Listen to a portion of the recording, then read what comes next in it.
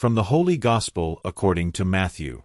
At that time Jesus spoke to the multitude and to his disciples, saying, The scribes and the Pharisees sit in Moses' seat.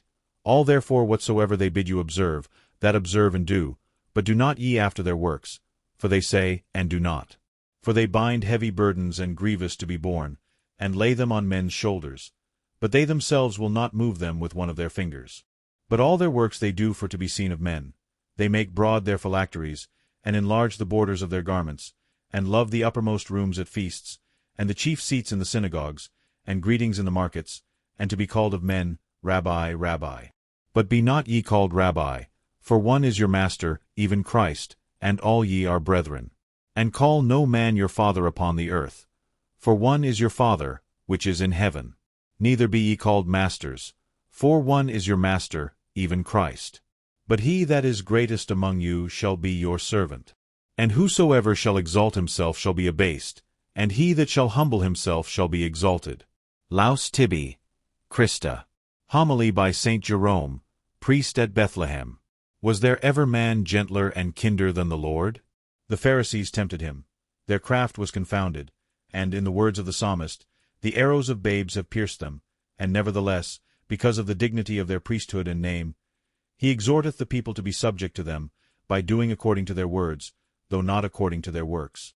By the words, Moses' seat, we are to understand the teaching of the law. Thus also must we mystically take, sitteth in the seat of the scornful, and likewise, overthrew the seats of them that sold doves, to describe doctrine. How they bind heavy burdens, and grievous to be borne, and lay them on men's shoulders, but they themselves will not move them with one of their fingers. This is generally directed against all teachers who command things hard, and themselves do not even things easy. But it is to be remarked that the shoulders, the fingers, and the binding of the burdens have a spiritual interpretation. But all their works they do for to be seen of men. Whosoever therefore doth anything for to be seen of men, the same is, so far, a scribe and a Pharisee. They make broad their phylacteries, and enlarge the borders of their garments, and love the uppermost rooms at feasts, and the chief seats in the synagogues, and greetings in the markets, and to be called of men, Rabbi. Woe to us miserable sinners who have inherited the vices of the Pharisees. When the Lord had given the commandments of the law to Moses, he added afterwards, Thou shalt bind them for a sign upon thine hand, and they shall be as frontlets between thine eyes. The sense of these words is, My law shall be in thine hand to order whatsoever thou doest, and ever before thine eyes that thou mayest meditate therein day and night.